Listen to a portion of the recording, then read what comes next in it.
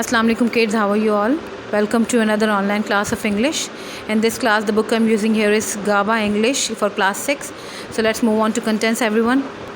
Here is contents kids and contents में जो unit हम continue करने वाले हैं आज वो है A Man Who Had No Eyes and this is on page number 57. So let's move on to page number 57. Kids right now we are on page number 63. अब हम continue करने वाले हैं अपना unit जो हमने last time पढ़ा था a man who had no eyes. पहले हमने उसका रीडिंग की थी, अब हम उसकी बुक वर्क पे आ जाते हैं। तो बुक वर्क में जो हमने सबसे पहले है यहाँ पर दिया गया वो है dictionary focus. How many synonyms can you think of the word beautiful. आप ब्यूटीफुल वर्ड के कितने सिनोनियम थिंक कर सकते हैं, मतलब ये आपके लिए जस्ट एक एज ए क्वेश्चन अराइज हो रहा है क्योंकि नीचे हम सिनोनियम्स के बारे में बात करने वाले हैं। My grandfather said to me don't take your health for granted. The meaning of the phrase take for granted is to treat an indifferent manner. Find out the two meanings of the grant and form two sentences in different context. ठीक है, आपने क्या करना है, अब यहाँ पर आपको सिनोनियम सिखाए गए हैं। ठीक है, आपने क्या करना है, ग्रांट जो है, ग्रांट की आपने दो मीनिंग्स बतानी है और उनके सेंटेंस बनाने हैं। तो सबसे पहले मीनिंग ग्रांट की क्या होगी, allow, kindly allow me to help you. उसके बाद सेकंड होगी I got the permit to visit zoo. Permit भी ग्रांट की जो है सिनोनियम है। ग्रांट मतलब किसी को इजाज़त देना, अलाउ इजाज़त देना, परमिट इजाज़त मिलना। तो ये इसकी सिनोनियम है और हमने इनका सेंटेंस बनाया है। What does the noun craving means, write down it's meaning and form a sentence. Craving की मीनिंग है हंगर, किसी चीज़ के लिए हंगर, लेकिन जस्ट नॉर्मल हंगर नहीं, बहुत ज़्यादा पीक पर जाकर आपको किसी चीज़ की क्रेविंग हो, किसी चीज़ की भूख हो। भूख मीन्स मतलब सिर्फ खाने से रिलेटेड नहीं, आपकी craving for books, reading books हो सकती है, आपकी क्रेविंग टू यू नो वो ट्रैवल हो सकती है, ट्रैवल करने की क्रेविंग है। बहुत सारे वेज में बहुत ज़्यादा तलब, जैसे तलब मीनिंग होती है बेसिकली क्रेविंग की, तो बहुत ज़्यादा शिद्दत के साथ किसी चीज़ की तलब होना उसको क्रेविंग कहा जाता है। तो क्रेविंग की मीनिंग क्या होगी, हंगर। तो इसकी मीनिंग है हंगर। अब हमने सेंटेंस क्या बनाया, no one can understand my hunger for video games. अब वीडियो गेम्स आप खाते तो नहीं हो खाने में, लेकिन बेसिकली हम क्रेविंग की बात क्या कर रहे हैं, किसी भी चीज़ को आप शिद्दत से ज़्यादा, मतलब आपकी वो चीज़ तलब बन जाए, चाहे वो वीडियो गेम प्ले करना है, चाहे वो चाय पीने की आदत हो आपकी, जो भी आपकी आदतें जो है आपकी तलब के तौर पर यूज़ हों। तो यहाँ पर किस चीज़ के बारे में बात हो रही है, वीडियो गेम्स के बारे में बात हो रही है। तो no one can understand my hunger for video games. तो आपने इस तरीके से ये दोनों होमवर्क करने हैं और इसकी पिक्चर लेकर मुझे ग्रुप में सेंड करनी है। अब हम चलते हैं ग्रामर वर्क की तरफ। ग्रामर टाइम में हमारे पास है reflexive pronouns. A reflexive pronoun is a special kind of pronoun. Each personal pronouns has its own reflexive. Reflexive pronoun जो है वो स्पेशल काइंड ऑफ प्रोनाउन होते हैं और हर पर्सनल प्रोनाउन जैसे आई, माई सेल्फ, ठीक है, वी के बारे में बात कर रहे हैं, यू बोल रहे हैं, ये पर्सनल प्रोनाउंस हैं। तो इनके जो अपने ओन रिफ्लेक्सिव प्रोनाउंस होते हैं। देखिए फर्स्ट पर्सन सिंगुलर अगर होता है, आई का क्या होगा, माई सेल्फ हो जाएगा। वी का क्या हो जाएगा, आवर सेल्फ हो जाएगा। यू का हो जाएगा your self, you your self, your self भी हो जाएगा। यू जब हम सब लोगों के लिए बात करें, your self, he him self, she her self, it it self, they them self. तो इस तरीके से जो है रिफ्लेक्सिव प्रोनाउन नॉर्मल प्रोनाउन को special pronoun kind of pronoun में किस तरह से चेंज करते हैं।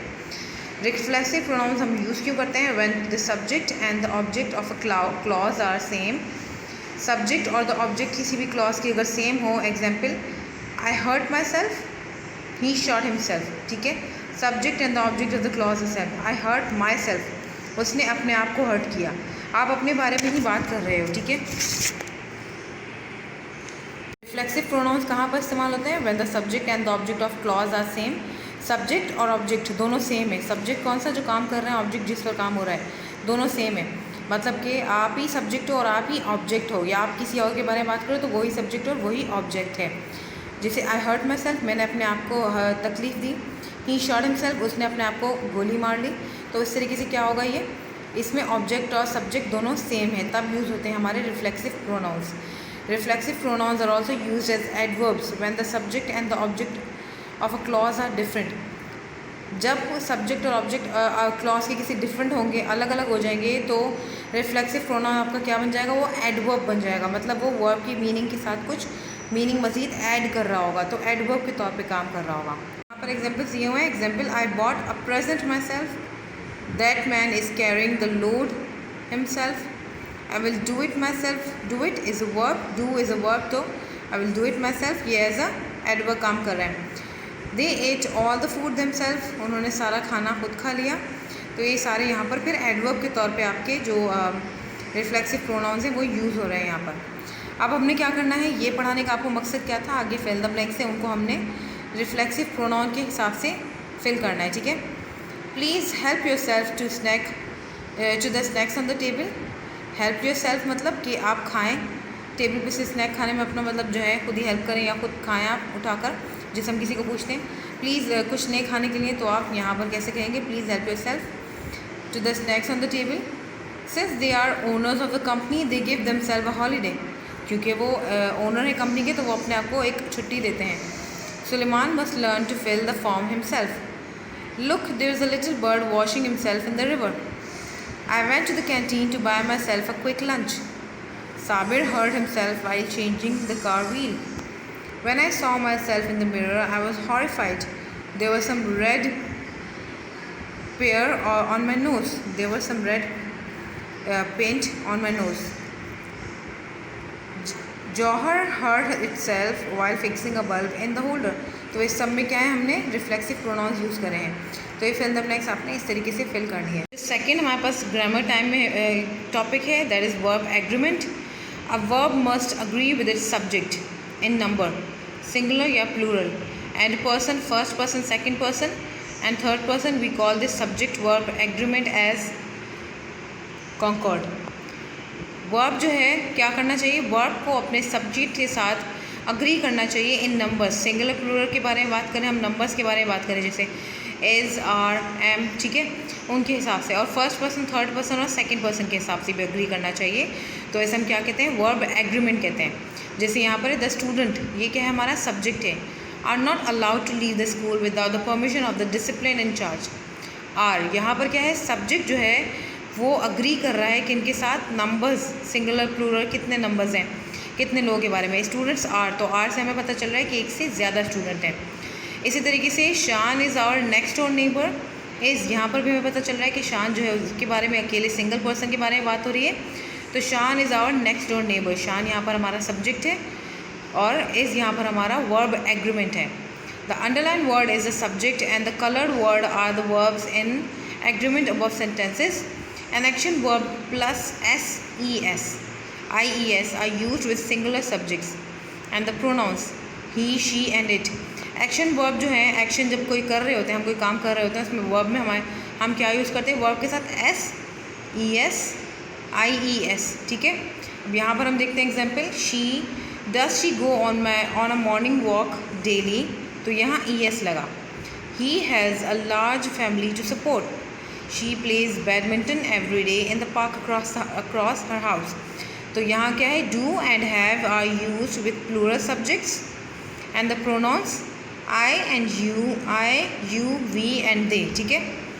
डू एंड हैव कैसे यूज़ किए जाते हैं, प्लूरल सब्जेक्ट के साथ और प्रोनाउंस के तौर पर आई, यू, वी एंड दे के हिसाब से। एग्जाम्पल यहाँ पे क्या है, do all the students have with them the consent letters from the parents for the exclusion. Noun which is plural, which are plural in form but singular in meaning, take a singular verb, e.g. the news extremely disturbing. Noun जब noun के बारे में जब हम बात कर रहे होते हैं प्लूरल फॉर्म में but singular in meaning, plural form में लेकिन मीनिंग सिंगुलर करें तो वो क्या होता है, सिंगुलर वर्ब के तौर पर इस्तेमाल होता है। जैसे the news is extremely disturbing, the news is extremely disturbing. तो यहाँ पर हम इस तरीके से इस्तेमाल कर रहे हैं सेंटेंस में। अब हमें क्या करना है, सेंटेंस को डू, डज, हैज़ और हैव के साथ करना है। Complete the following sentences using do, does, have, has और हैव। तो यहाँ पहला फिल द ब्लैंक है, does Anjum have a car और स्कूटर। अंजुम के पास कार है या scooter. Do your parents allow you to watch TV late night? Does this telephone works properly? Do you receive regular letters from your sister after her marriage? तो ये सारे आपने इस तरीके से ग्रुप में मुझे फिल करके इसकी पिक्चर सेंड करनी है। इसके बाद हमें क्या करना है, use the correct verb from the brackets according to the subject verb agreement. Subject verb agreement हमने पहले पढ़ा था, सिंगुलर प्लूरल के यूज़ होता है जैसे we, you, is, are, am, ठीक है। तो यहाँ पर हम इनको इस तरीके से फिल करेंगे। Math is an interesting subject, neither of us were there, each of you gets a reward, a pair of shoes laying under the bed, is laying under the bed, are laying under the bed, is laying under the bed, either Asma और Razia has to deliver the letter, the jury dash not give its verdict, the jury has not given its verdict, no news dash good news, no news is good news, each of these boys dash intelligent is are। तो आपने इस तरीके से इनको fill करना है अपने according to subject verb agreement के हिसाब से। तो बाकी जो हैं वो भी आपने इसी तरीके से फिल करने हैं टिल 15, ठीक है, 1 से लेके 15 तक आपने इसी तरीके से इनको ब्लैंक्स को फिल करना है। मैंने यहाँ पर टिक करा है, आपने ब्लैंक्स को फिल भी करना है, ठीक है। आपने इसको फिल करके इसकी पिक्चर्स लेकर मुझे ग्रुप में सेंड करनी है। अब हमने यहाँ पर ये यूनिट डन कर लिया है। A man who had no eyes, इसका ग्रामर वर्क भी डन हो गया, हमारा बुक वर्क भी डन हो गया। आपने इसकी पिक्चर लेकर मुझे ग्रुप में सेंड करनी है। कुछ समझ में ना आया हो तो आप मुझे ग्रुप में मैसेज कर सकते हैं। अब हम आगे चलेंगे, एक यूनिट की रीडिंग करेंगे। सो किड्स, हम हैं यूनिट नंबर 9 पर, द इंटेलिजेंट हेयर। इंटेलिजेंट मतलब बहुत एक अक्लमंद खरगोश, हेयर का मतलब है यहाँ खरगोश। Long long ago there lived a herd of elephant in a dense forest. बहुत बहुत टाइम पहले की बात है कि जंगल में हाथियों का एक झुंड रहा करता था। All day long they roamed about freely and ate merrily. सारा दिन वो इधर उधर फिरते थे और फ्रीली इधर उधर आज़ाद घूमते थे और बड़े आराम से और खुशी से खा रहे होते थे। They were many young elephants in the herd. जो हर्ड था, जो झुंड था, उसमें बहुत सारे यंग एलिफेंट भी थे। A large hare also lived in the burrow in the same forest. एक बड़ा सा जो खरगोश था वो भी वहाँ पर फॉरेस्ट में, जो बरो है उसमें रहता था। बरो मतलब बिल में रहता था। One of the young elephant had made friendship with the hare. उन जो हाथियों में से एक छोटा हाथी था, उसने वो खरगोश के साथ जो है वो दोस्ती कर लेता है। In spite of their difference in sizes they were great friends. अपने वजूद के जो है छोटे और बड़े होने के बावजूद वो दोनों एक दूसरे के बहुत अच्छे दोस्त थे। मतलब वो फिज़िकली एक दूसरे से बड़े डिफरेंट थे। वो हेयर था और एक एलिफेंट था, लेकिन फिर भी वो बहुत अच्छे दोस्त थे आपस में। They often played together and enjoyed playing strange guessing games. वो आपस में खेलते थे और अक्सर बहुत अजीब किस्म के गैसिंग गेम्स खेलते थे। मतलब कि आपको चीज़ें गैस करनी है, लेकिन बड़ा स्ट्रेंज वे में। One day the hare said to the elephant which one of us do you think is bigger. एक दिन जो है खरगोश ने हाथी से कहा कि तुम्हें क्या लगता है कि हम दोनों में से कौन बड़ा है। The little elephant was happily munching a banana tree. जो छोटा एलिफेंट है वो बनाना ट्री को उस वक्त बड़ा जो है मंच कर रहा था, मतलब मज़े से चबा रहा था। He was surprise at this silly question that he almost choked. वो इस फालतू से और इतने बेवकूफ़ाना सवाल पर इतना हैरान हुआ कि उसको फंदा लग गया। चोक मतलब फंदा लग जाना, जैसे कुछ खाने के दौरान आप चोक कर जाते हो, कोई चीज़ फंस जाए गले में। It's a nice joke he said after some time. ये बहुत अच्छा मजाक है, कुछ देर बाद हाथी ने कहा। Even if you stand on your heels you are not as high as my knee. अगर तुम अपने पंजों पर भी खड़े हो तब भी तुम मेरे घुटनों तक भी नहीं पहुंच पाओगे। That's your own opinion. The hare was serious. ये तुम्हारी अपनी राय है। जो खरगोश था वो बड़ा सीरियस था। Since you do not agree that I am bigger than you we need a जज टू डिसाइड। अगर तुम ये बात नहीं मानते हो कि मैं तुमसे बड़ा हूँ तो हमें कोई एक जज देख लेना चाहिए जो कि डिसाइड करे। व्हाट डू यू से, तुम्हें क्या लगता है। Oh yes said the elephant who was yet to recover from the shock. हाँ ठीक है, एलिफेंट ने कहा, जो कि अभी उस जो झटका है उस शॉक से बाहर आ रहा था कि हेयर ने ऐसा अजीब सवाल पूछा कैसे। वी सर्टनली नीड अ जज to decide in the matter. हमें वाकई एक जज की ज़रूरत है ताकि वो डिसाइड कर सके हमारे इस मामले को। Well said the hare let's go to the village and see what the human beings have to say. ठीक है, हम विलेज की तरफ जाते हैं, गांव की तरफ जाते हैं और देखते हैं कि लोग हमें देखकर क्या कहते हैं। They are the cleverest of all the animals on the earth and the biggest जज एज वेल। ये सबसे चालाक और ये दुनिया में मौजूद तमाम जानवरों में सबसे चालाक जानवर हैं और बेस्ट जज भी हैं। मतलब लोगों को जज करने में बहुत माहिर हैं। अब यहाँ पर अगर देखा जाए तो it is kind of you know एक टॉन्ट अगर मारा जाता है तो ये बिल्कुल टॉन्ट वे में एक लाइन कही गई है। खैर हेयर ने तो अपने वे में ये लाइन बोली है, बट जो राइटर है उसने हमें इस पूरी लाइन में एक बड़ा अच्छा मकसद दिया है, बड़ी अच्छी मीनिंग बताई है। They are the cleverest of all the animal on the earth and the best जज एज वेल। मतलब इंसान जो है अल्लाह ताला ने उसे अशरफुल मखलूक़ात बनाया है, तो इस बात से हम ना सिर्फ इंसान एग्री हैं बल्कि वो जानवर भी इस बात से एग्री कर रहा है कि ये सबसे चालाक जानवर है दुनिया में मौजूद तमाम जानवरों में, और बेस्ट जज भी है। मतलब हमारी आदत है हर किसी को जज करना। हम जिसको भी देखते हैं फ़ौरन जज करना शुरू कर देते हैं, ये इंसान कैसा है, कैसे बात कर रहा है। जिस तरह से फेसबुक और इंस्टाग्राम इन पे सब चीज़ों पे क्या किया जाता है, बड़े अच्छे से जज करते हैं और बड़े अच्छे से कमेंट भी कर रहे होते हैं। तो यहाँ पर एक तंज़िया अंदाज में ये लाइन कही गई है राइटर की तरफ से, तो ये समझने वाली बात है हमारे लिए। क्लेवरेस्ट एंड बेस्ट जज, it is not a very good compliment but it's kind of a compliment, ठीक है। So the two of them left for the near by village, तो वो दोनों जो है वो करीब के विलेज की तरफ चल पड़े। They walk for some time and soon reach the outskirt of the village, ये लोग थोड़ी देर चले और फिर जल्दी ही जो गांव है उसकी हदूद तक पहुंच गया। आउटस्कर्ट्स मतलब उसकी हदूद। Some farmers were ploughing their fields, कुछ फार्मर्स जो हैं वो अपनी जो फसलें हैं उनको काट रहे थे। प्लगिंग मतलब फसलों को उतार रहे थे। As unusual do passed by a farmer walking in his field notice them, एकदम से अनयूजुअल डुओ मतलब कि जैसे वो दोनों अनयूजुअल सी वो जोड़ी, दो लोग उनके दो जानवरों के करीब से गुजरे तो वो अचानक से उन्हें देखने लगे। Look at the young elephant isn't he small, देखें यंग एलिफेंट को, वो कितना छोटा है। He shouted to one of his friend, उस किसान ने अपने एक दोस्त से कहा, yes he is indeed very small but he soon grow up, हाँ वो वाकई बहुत छोटा है लेकिन वो बहुत जल्द बड़ा हो जाएगा। सेड द अदर, दूसरे जो किसान था उसने कहा। Then someone notice the hare, फिर अचानक किसी ने हेयर को देखा। Look at the hare how large it is, he cried out in excitement, वो देखो खरगोश को कितना ज़्यादा बड़ा है ये, वो एक्साइटमेंट में चिल्लाया। Now the hare tried to stay in front of the elephant and puffed out his chest, अब जो खरगोश था वो एलिफेंट के आगे खड़ा होने की कोशिश कर रहा था और अपना पफ्ड आउट मतलब जैसे सीना फुला के खड़ा होना कहते हैं, उस वे में इसको कहा जा रहा है। As he passed all the farmers said yes he is really very large, जैसे वो वहाँ से गुजर रहा था तो सारे फार्मर्स कह रहे थे हाँ वो देखो वो कितना बड़ा है। लुक एट हिज पास, उसके पंजों को देखो, एंड दोस ईयर्स, और उसके कानों को देखो, that's the biggest hare we have ever seen, ये सबसे बड़ा खरगोश है जो हमने आज तक देखा है।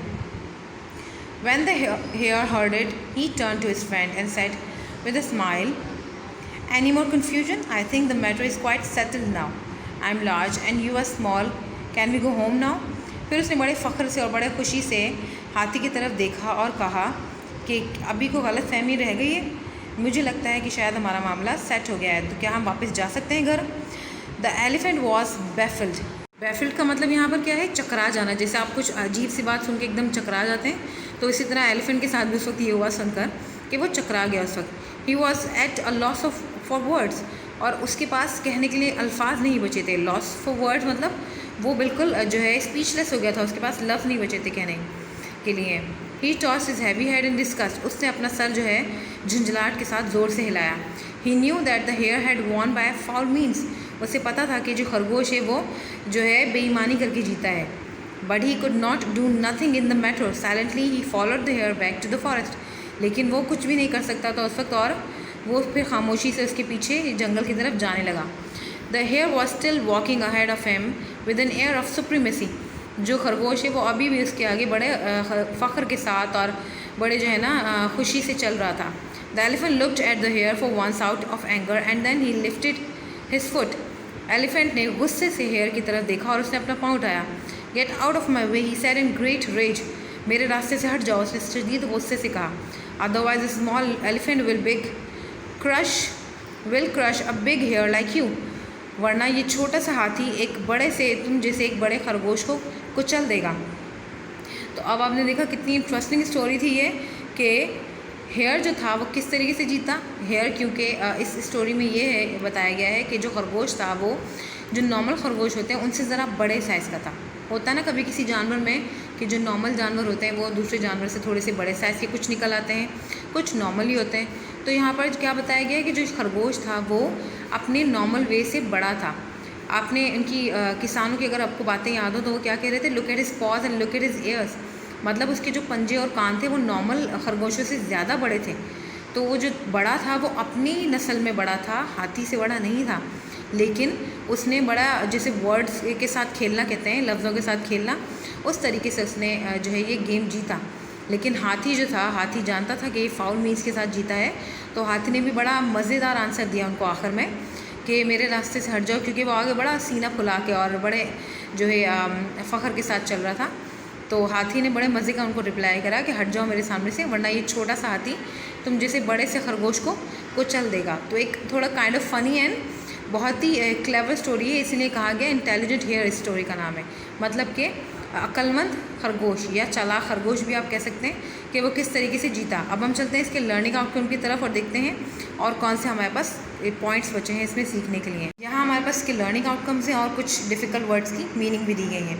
तो पहले हम देखते हैं learning outcomes. In this story you have read how the hare proved his superiority to the young elephant, though the hare was not really taller than the elephant. The intelligent hare made a fool of the baby elephant. The hare might have be elder but not bigger than the baby elephant. अब आपने देखा, इसमें बताया गया है learning outcome में कि आपने देखा कि किस तरीके से हेयर ने, जो खरगोश था, उसने हाथी को अपने से छोटा जाहिर करा। कितने अपनी जो है ना इंटेलिजेंट के साथ, अपनी इंटेलिजेंस की वजह से उसने हाथी को जो है बेवकूफ़ बनाया और उसे छोटा सुनने पर और या छोटा समझने पर मजबूर कर दिया। बट बेसिकली हाथी ही बड़ा था। ले तो इससे क्या जाहिर होता है कि आप अपनी अक्लमंदी की वजह से बहुत सारे वेज़ में, बहुत सारे आर्ग्यूमेंट्स में आप जीत भी सकते हो अपनी अगर अकल यूज़ करो, लेकिन इस वे में नहीं कि दूसरे इंसान को झूठा साबित कर दें। आपको सही पॉइंट सामने रखने होते हैं, लेकिन उस वक्त आपकी इंटेलिजेंट काम करनी चाहिए। तो बेसिकली हेयर जो है यहाँ पर वो फाउल मीन्स के साथ जीता, लेकिन काम क्या है उसकी, इंटेलिजेंस काम आई उसकी अपनी। तो हमें भी इंटेलिजेंटली चीज़ों को हैंडल करना चाहिए। ये तो सिर्फ एक स्टोरी थी, उसने फाउल मीन्स के साथ वो गेम जीत गया, लेकिन हमें अपनी पर्सनल लाइफ में फाउल मीन्स के साथ नहीं, हाँ इंटेलिजेंस यूज़ करनी चाहिए, लेकिन फाउल मीन्स में नहीं। आपके पास इंटेलिजेंट है तो आपका इसका मतलब है कि आप सही तरीके से अपने जो मैटर है उसे सॉल्व करें, ना कि अपनी इंटेलिजेंस को यूज़ करते हुए गलत तरीके से आप मैटर को जीत जाएँ। अब हम देखते हैं कुछ डिफ़िकल्ट वर्ड्स। हर्ड, रेवड़, या जैसे मैंने आपको बताया पीछे मीनिंग इसकी कि झुंड, बरो, बिल, रोम्ड, घूमना फिरना, ओपिनियन, राय, आउटस्कर्ट, बैरूनी हदूद, जैसे बाहर की हदूद होती है, शहर की हदूद में दाखिल हो रहे होते हैं हम जैसे, तो वहाँ लिखा होता है कि शहर स्टार्ट हो रहा है, या टोल प्लाजाज होते हैं। इसी तरीके से आउटस्कर्ट उसकी गांव की बैरूनी हदूद के बारे में बात हो रही है। लिफ्ट, बुलंद करना, क्रश, कुचलना, मंच, चबाना, मंचिंग, च्यू, ये भी वो ये चबाना। इन स्पाइट ऑफ, बेफिक्र, रिगार्डलेस, इन स्पाइट ऑफ मतलब इसके अलावा। चोक्ड, गला दबाना या फंदा लगना। रिकवर, शफा पाना। सुप्रीमेसी, फ़ौक़ियत। रेज, गुस्सा, शदीद गुस्सा। एयर, हवा। तो यहाँ हमने सीखा कुछ लर्निंग आउटकम सीखे सबक के, इसके अलावा कुछ डिफ़िकल्ट वर्ड भी सीखे। आप लोगों को कुछ समझ ना आया तो आप मुझे ग्रुप में मैसेज करके पूछ सकते हैं। Thanks for listening everyone. Allah हाफ़िज़।